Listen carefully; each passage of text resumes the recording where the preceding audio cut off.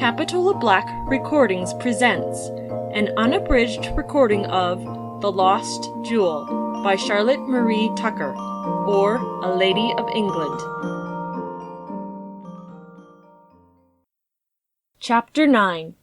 The Bride. Gaily and joyously shone the summer sun on the emerald turf in the stately timber of Grandmont Park, darting bright rays through the foliage and scattering myriads of diamonds over the expanse of the ornamental water. Gaily and joyously beat the heart of Maurice as he first caught sight of the lodge at the entrance. He had his little bridal offering at his side, his little congratulatory speech on his tongue, and he looked forward to a merrier vacation than he had ever yet spent under the roof of his uncle. The gate of the park was wide open. The gatekeeper's rosy-cheeked children were at the door of the lodge. Maurice thought that they appeared to be on the lookout for someone. That the someone was not himself was very evident, when at the first glance of his hired conveyance, the children ran back into the lodge, exclaiming, as if in disappointment, "Oh, father, it's only Master Maurice!" "Only Master Maurice!" laughed the boy to himself as he was driven down the long, shady drive, which gave to Grandmont an air of seclusion as great as if it had been 100 miles from the capital.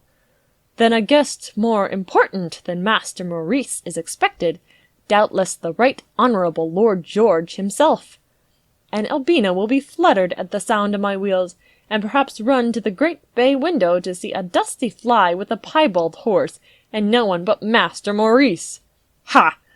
I suspect, however, that the intendant is not far behind me," he added, as bending out of the window he perceived a gay yellow chariot just entering the park behind him. "They come on at a fine pace, as though the horses were pricked on by the young lord's impatience. I've the start, though, a good long start. What fun to be racing the bridegroom!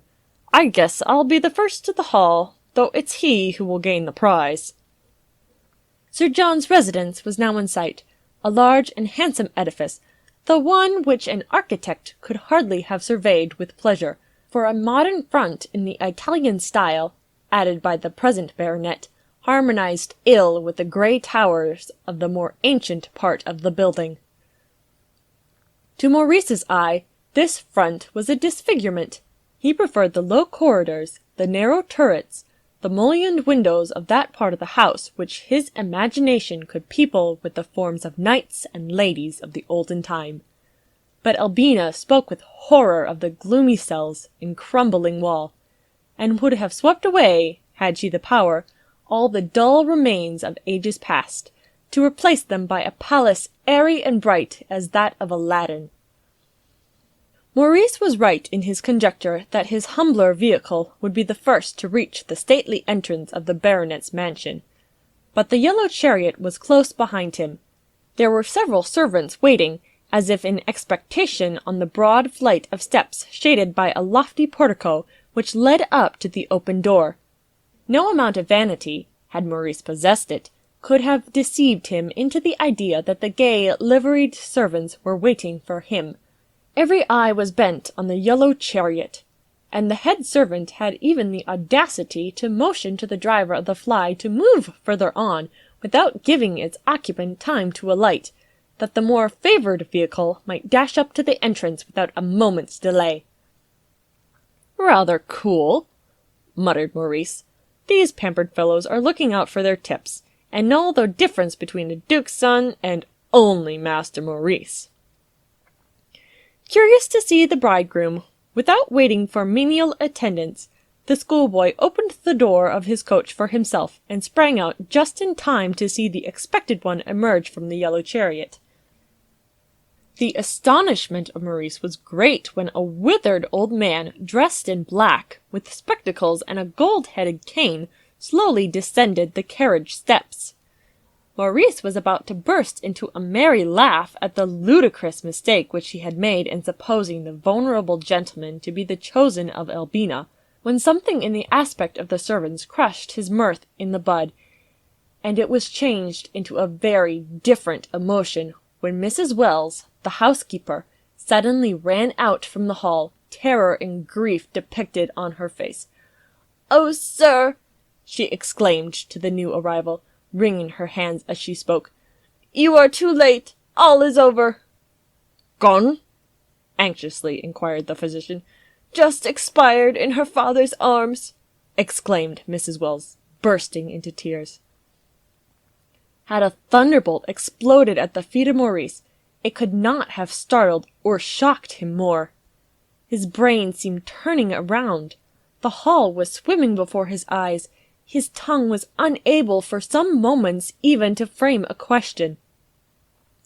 A confused murmur of voices was in his ear, but he could not understand their import. Mrs. Wells noticed how much the youth was overcome by the sudden and most unexpected tidings, and led him, scarcely conscious where he was going, to a small room which opened into the hall. "Dead! Albina dead!" exclaimed Maurice, sinking into a chair. "I think this must all be a dream." "Ah, Master Maurice, you may well say so. It's like a dream to us all. There was the wedding cake ordered, and the wedding dress came just last night down from London, and there are boxes and parcels lying in my room, all full of wedding presents, I'll be bound, but she'll never open them, poor dear." And again the housekeeper melted into tears. "But how was it? What could have caused—" "I'll tell you all about it, Master Maurice," said Mrs. Wells, drying her eyes and seating herself with the air of one who has a long story to tell. "You see, Elizabeth hadn't given satisfaction, didn't dress Miss Ellison's hair to her taste. You know, poor dear, she was particular about her fine plaits." "Oh, never mind, never mind!" exclaimed Maurice impatiently. "A new maid was engaged. Margaret Miles was her name. She came from London, with a 4 years' character, high recommendations. But you see—" "What has all this to do with my cousin's illness?" cried Maurice with some irritation. "It has everything to do, Master Maurice. All this misery and trouble has come along of that Margaret Miles.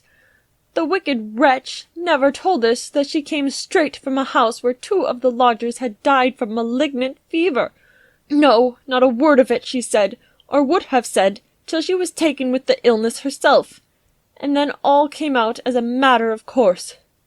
"And Albina? My cousin?" "Was she not terrified at the bare name of the fever? Poor dear, one would have thought that she had known what was a-going to happen. And was not Sir John furious angry? The girl was turned out of the house that hour, everything burnt that she touched. But it was too late, too late. Miss Ellison had caught the infection." "What has become of the girl?" "I don't know, and I don't care. She deserves to die 50 times over," exclaimed the indignant housekeeper. "Was it for such as her to bring sickness and death into a family like this? The only daughter, the heiress of the fortune. Sir John is just like to go mad. He's been stamping and storming up and down his room all the morning, not content with Dr. Peterborough here. He sent for 2 physicians from London. You saw one arrive." "And Lord George, the betrothed?" "He happens to be in Cumberland, making some arrangements with his family there, I believe. It's a wonderful great family, you know, but Lord George ain't the eldest son, and it's thought—" "What fearful news for him to receive!" "Ah, sir, you may well say so.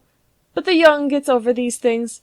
It's the old as feels the longest, when the staff they leaned on is knocked away.